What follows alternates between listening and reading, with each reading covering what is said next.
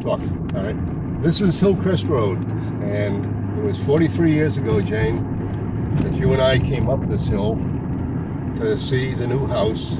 It was Christmas, well, it was December of 1953 that we bought the house.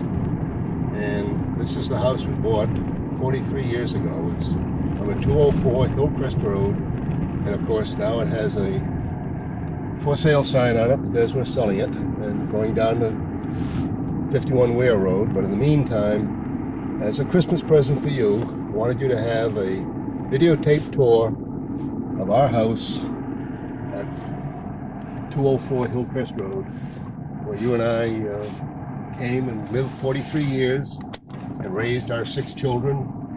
And by the way, this is being programmed and videotaped and produced by our granddaughter, Sarah Jane Hasenfus, I should say. I'm sorry, Sarah Jane Hasenfus, who is the videotape expert and is doing this. Okay, let's go in and give Mimi a tour of the house. Now, this is the front of the house. When we bought the house, it didn't have that tree, but it did have a great big maple tree, I believe. I think it was a maple tree. Didn't have the shutters. I put those shutters on. I bought the shutters all at an auction one time and then put them all in the house because I thought the house was kind of bare without shutters. And didn't have all the plantings. Didn't have a fence. But we did all of this over 43 years. And anyhow, this is our front door. The tree that was here blew over the first year we lived in here, and there was a fence here, and the tree fell on the fence and knocked it down, and we were out without a fence for a while. Anyhow, come on in, and we'll give you a tour of the house.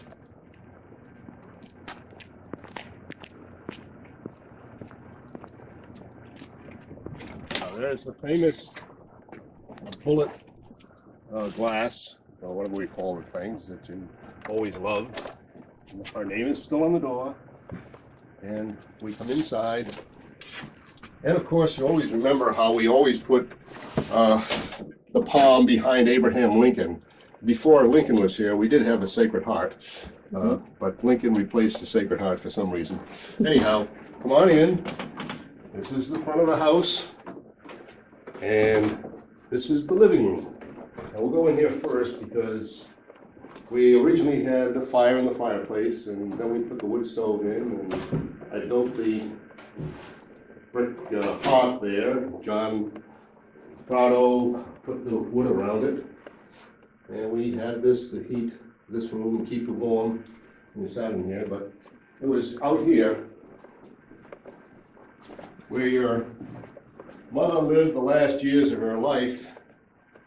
This was a screened-in porch when we first moved in, and we had it in, I think it was about 1950, about 3 or 4 years after we moved here, that we had the porch completely enclosed and a room made and heat put out here. But really, the one thing about this is that the view is just wonderful up here. I don't know if Sarah can get the view for you, but maybe this will be the last sunset you'll see from 204 Hillcrest Road. But from here, you can see Mount Wachusett on a clear day. But on a clear day, way up into the mountains of New Hampshire on the other side. So our backyard is, of course, out here, and your wonderful red maple tree right out here that you always loved. It's right there. And I think Sarah can probably get a little picture of it anyhow. So, this is the porch, not the porch, but the sitting room, if you want to call it that. And then, of course, the living room. And here we had that great picture we have of all the children, all 6 of us, and you and me, and the bookcases. We just had them built in a few years earlier. There were no bookcases here when we first moved in. We had a lot of bookcases put in. And that picture was taken right here at the window with the kids, and all in front of these bookcases. And then we should probably go in here next, because this is the famous mural that all of the kids love. And I painted this, as you remember, the date's down there, and it says 1957.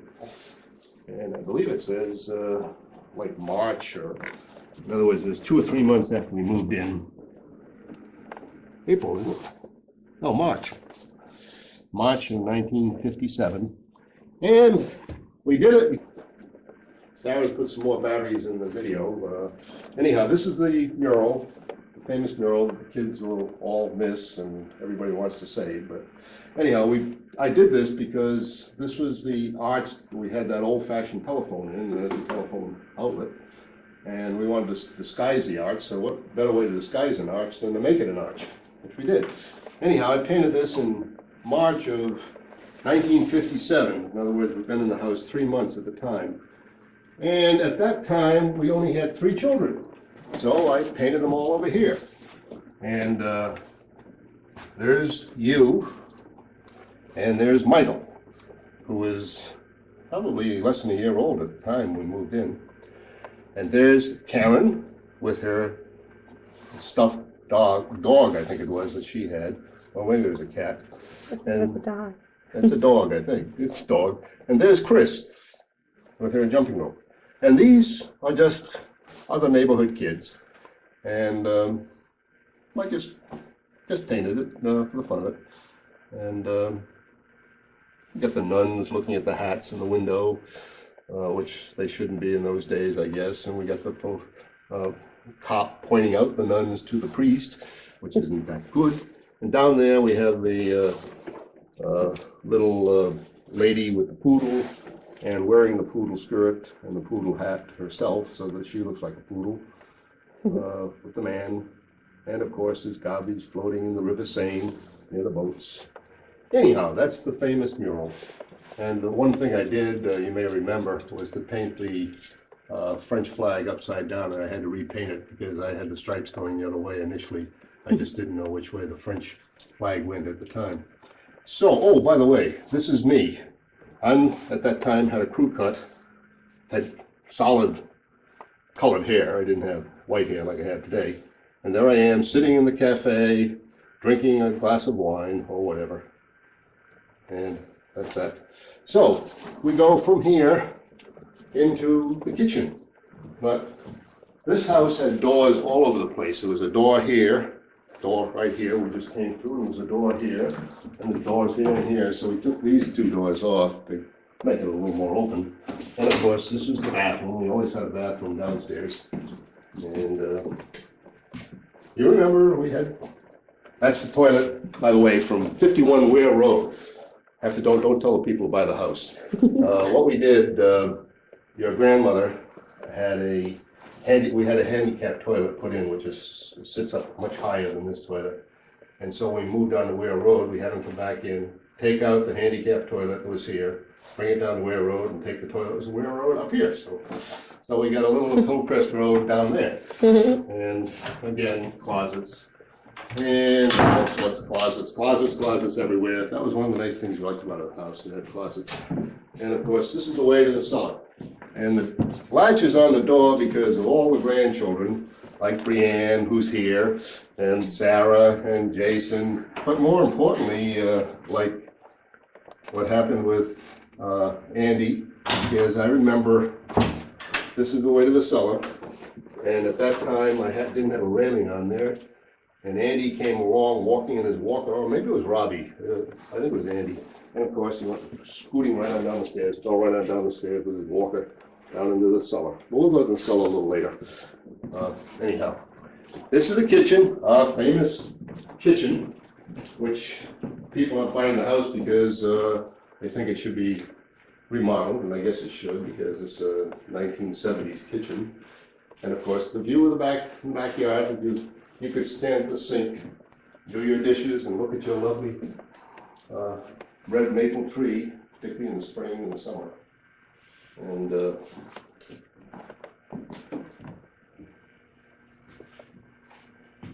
our breakfast nook is over here, where we used to have breakfast. And your father and I built all the shelves in here. And I didn't do too bad a job, even though I'm a lousy carpenter, but we built them all in. And I put up all the shutters. And we ate in here. And we ate in here. And we built these things in. Originally, this was a dining board. I had a dining board up in here, folded up in here with a door. I took the door off and I put shelves in there, and we had all the cookbooks and everything else in there. And the back hall was wide open, and I built in here all these shelves.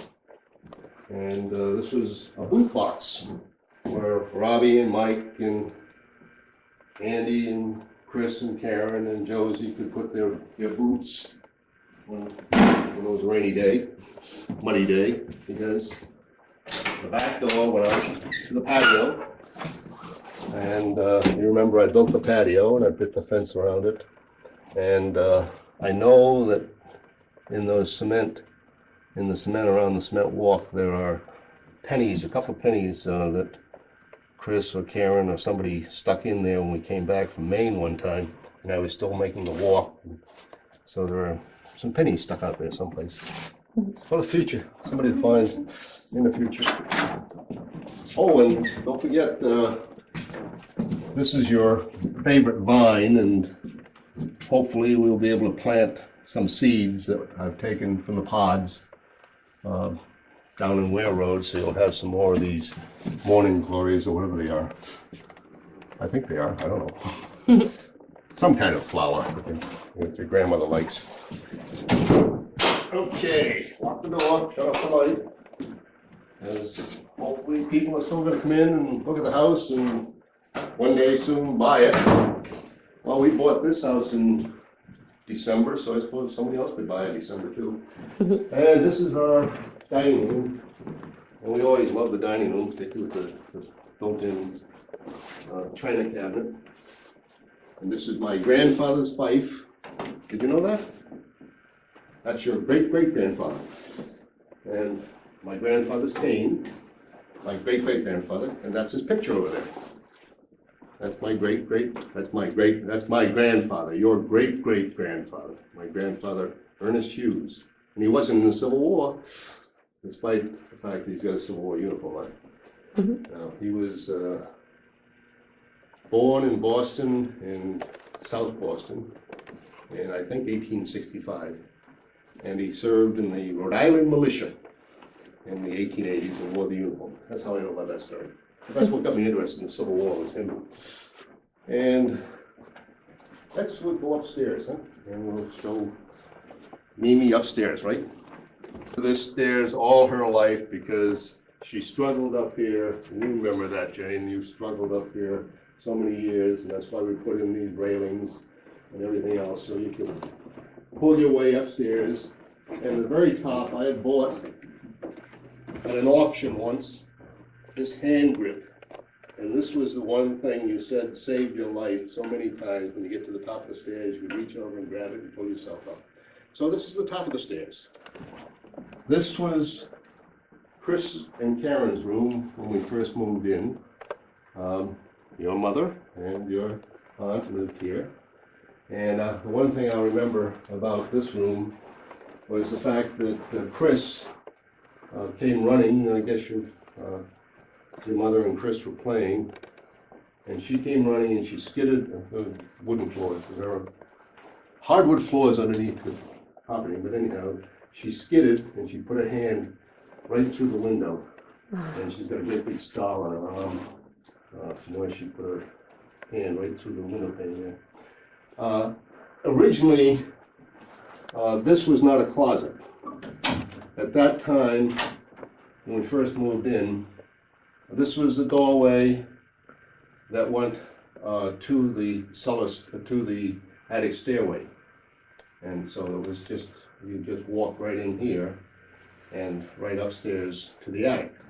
And what we did was when we refinished the attic and lifted the roof up and closed this off, made this a closet. And the other side where there was another big, deep closet is now the hallway going up to the 3rd floor. This room was where we put baby Mike. Now, baby Mike came in this room. This was the Bailey's. We bought the house from the Bailey's. This was the Bailey's daughter's room, and she was a high school student at the time. And this room had the worst wallpaper you could ever hope to see. It was great, big flowers. I think they were red and black and white, and the room was terrible. And we had a crib in here. We put the first night we came here. As I say, Mike was probably just about a year old. As you know, your mother and Michael were born in New Haven, Connecticut, and we came up here from Connecticut. Chris was born here in Needham. She was the firstborn, and then we went down to Connecticut, and that's where Karen and Mike were born. But anyhow, so Karen was about 3 years old when we came here. Chris was 5, I think, and Michael was just about 1. Anyhow, the crib was here, and that night he just stood up in that crib as soon as we put him in this room and looked at those flowers, and screamed and hollered. And it was the worst evening with him in that crib. And so then later on, when we did the remodeling, we built in the bookcases here. This became, as you know, Jane, your mother's sitting room. This is where Dee Dee lived. And this was where was the study room. They had kids had a desk out here, and would work out here and do their homework sometimes. But we put one of the bookcases. This bookcase was originally downstairs. This was the walk-in closet, and this is funny. You like this because I was so concerned at that time about fire that I bought a wooden escape ladder, rope ladder, and had Chris and Karen and Mike practice. We had the ladder, we'd hook it under here, throw it out the window, and they would climb down the ladder. So in case there was a fire, they had a way to escape. So we're leaving that for whoever wants it. And the wall safe that is now locked has kind of a history because Jimmy Farnham next door, I guess, figured out how to open the combination, but both Chris and Karen used it to hide their things in. We never used it for anything until later on.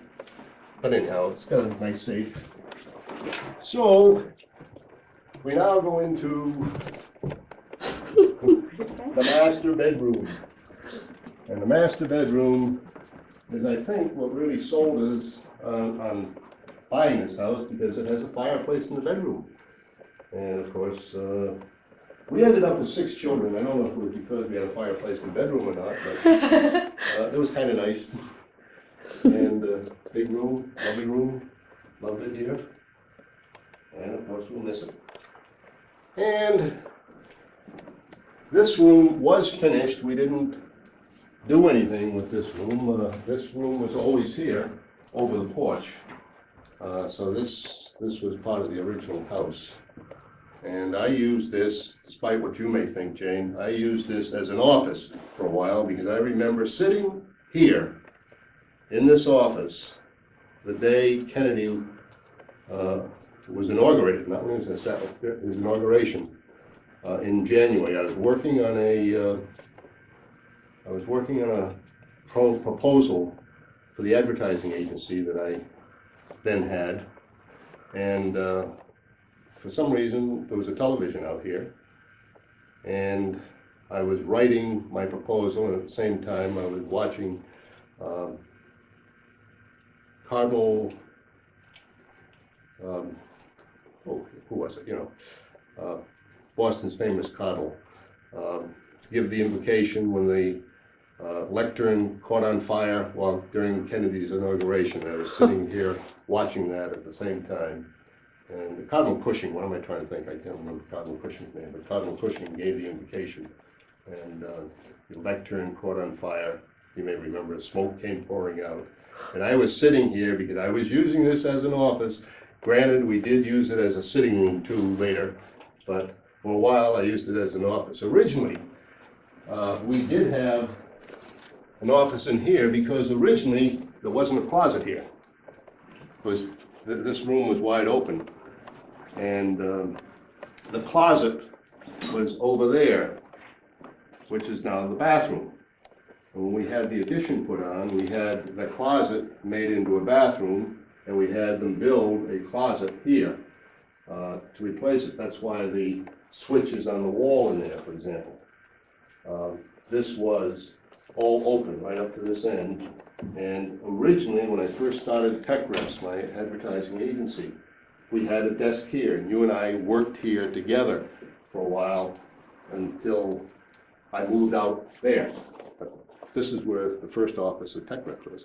Anyhow, that's our bedroom, office room, workroom, playroom, whatever you want to call it. And then we had the addition put on because the family grew to 6 children, and we needed more bedroom space. So this was all closed. I mean, this was closed at the end here. You couldn't come in here. Oh, yes, you could. I think you could come into a closet here, as I remember. I know there was a cedar closet, and you came through the wall on this side, which is the closet on the other side I showed you earlier, to go upstairs. And we had this whole thing reconfigured and made the attic into more rooms. This was Karen's room, and she shared it with Josie. Karen and Josie had this room, and we had it built in with all of the drawers and with the bookcases. And over here, just for your information, kids, I had a speaker. So, and we could hear everything that went on up here when the girls would be talking, because we had the other end of the speaker down in the kitchen. And I don't know if Karen and Chris knew that or not, but maybe they did, or Chris and Josie. Karen and Josie.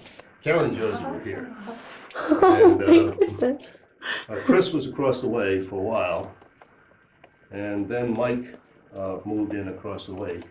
We had Mike across the way, and we had Robbie and Andy downstairs in the other 2 bedrooms. And let's see, yeah, we had Josie and Karen here, Chris there, Mike in one of those rooms downstairs. I think Mike was back in the same room, which had been his bedroom when he first came in here. And Andy and Robbie had a bunk bed in the other bedroom, which became your mother's bedroom. And then Mike later, when Chris left, moved into the other room. This is, so you remember this, Jane. What I had them do, in order to circulate the air, remember I had them put fans in these windows so that we can put the fans, turn the heat on, turn the heat off, let the air flow up and down. The louvers in there, and I had a louvered wall put in here, so when I close this door, the circulation could be in here.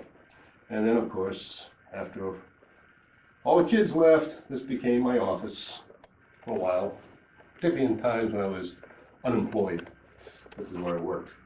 So, and this is the other room. Oh, we put a bathroom up here, you remember. And I didn't realize that the bathroom was pink. And you just mentioned it a couple of weeks ago that we have a pink bathroom on this floor. I always thought it was blue, but your grandmother said it's pink. Is it? Yes, it's pink. Okay. See, I always thought it was blue. I never knew any difference. Okay, so then we come into the last room, and one of the things we did here, which is kind of fun, we took all the cedar from the cedar cupboard closet that was downstairs and had them put cedar, make a cedar closet up here. So there's a cedar closet up here. All the cedar wood was taken from the cedar closet downstairs. And the built-ins again. And this big closet that crawls way back under, and I'm not going to crawl under there. You don't have to crawl under. You can crawl under there if you want, Sarah. I always love crawling in there. Yeah. All the grandchildren. Yeah, everybody loves crawling in there. And so, this is our house. Still is our house. We haven't sold it yet, but eventually it won't be. So let's go around, give you one last look, turn off the lights. Maybe you want a view from up here. Can we get a view from here? Boy, look, this is dirty. Last view of a sunset from Hillcrest Road, 204 Hillcrest Road. And maybe when we get down, there might be enough light to give you a rear view of the house. That's right, we gotta go down the cellar, so we'll walk down the cellar. Set the house in darkness again. Yeah, when we sell the house, we gotta take all the pictures down. We can turn these lights off downstairs. By the way, honey, the temperature in the house is an even 60 degrees. We're not burning that much oil, I don't think. Enough. And at the bottom of the steps is our famous water pump, because as far as I know, we're the only one on the hill, the only house on the hill that has a water pump to pump up the pressure to make sure there's enough water enough water pressure to go up to the third floor. We had to have that put in so that the shower and the bathtub and the toilet and everything else up on the third floor had enough pressure. Okay, so light on down here. I have to talk to our agent. Martha left the light on. Can't leave the light on. And this is our famous furnace. This is the only vacuum vapor furnace in Needham, as far as we know. And there were only a few of them around. They were all built in the 1929. Well, the house was built, as you may remember, in 1929, and it stood empty until 1932 because of the Depression. And then Mr. Bailey bought the house, we were told, for what, $2,500? We paid $2,500 for it. We paid $22,500 for it, and now, of course, we're hoping to sell it for $479,000. So we'll see what happens. That's the way real estate prices have gone up in almost 75 years. But the furnace operates under vacuum, and so water boils at a lower temperature than it normally would, and that's supposed to save oil, and that's why it's vacuum vapor system. So this is the basement, and of course we got these nice double soapstone tubs, which not too many houses have these days, but we have them. And we even more bookcases down here, which I use as a tool shelf. So let's go outside and give you one last look around the outside of the house. In the back, if you haven't been down, never been to the back of the house for years because we weren't able to walk. And of course, you remember my woodshed that I built on. And there's the famous woodshed. And I see that the fire marker has been removed, but we gave them permission to do that. So, and this is the back of the house.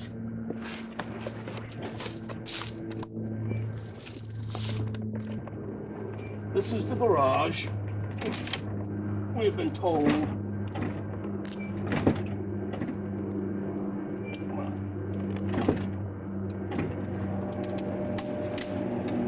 Now the garage is a tandem garage. That is, two cars can go into it. And one of the things we were told, or I was told, as you know, by a real estate agent, is that people, when they drive up, don't think there's a garage in the house, but we know that there is a garage in the house. The interesting thing that a lot of people don't know, and I don't tell anybody, is the fact that this garage was built to house two 1929 automobiles. And the 1929 automobiles were a little shorter than today's cars, and I really think that two modern cars, particularly two Cadillacs, wouldn't fit in this garage. One of them would be hanging out a couple, about 3 or 4 feet. But this was a garage.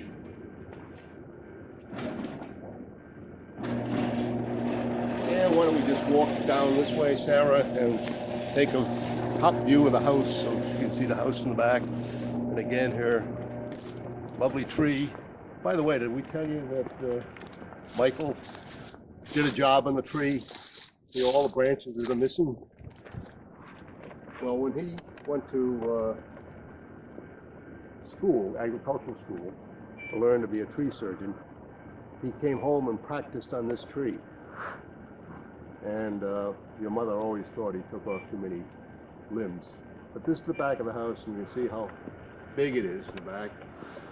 And when we first moved in, this was a garden, which is now a parking area, and that was a garden, and where the woodshed is a garden, because Mr. Bailey was a gardener, and Mr. Bailey built all the brick wall, all the stone walls all around the place, and he had gardens everywhere.